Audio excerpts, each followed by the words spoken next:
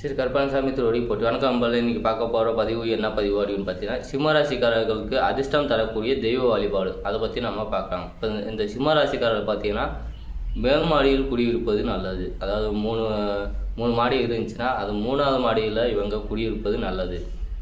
அடுத்து இவங்க கீழே குடியிருக்கிறாங்க அப்படின்னா இந்த கார்னர் வீட்டில் குடியிருப்பது நல்லது. இந்த கார்னர் வீட்டில் குடியிருக்கும் போது பார்த்தீங்கன்னா எதிர்ப்புறம் பார்த்தீங்கன்னா காலி இடமாக இருப்பது நல்லது.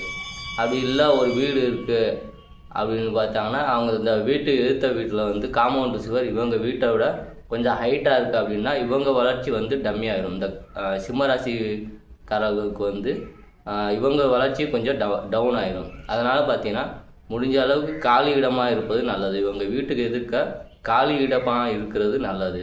அப்படி இல்லாட்டி மேல் மாடியில் குடியிருப்பது நல்லது. இவங்களுக்கு நன்மை தரும்.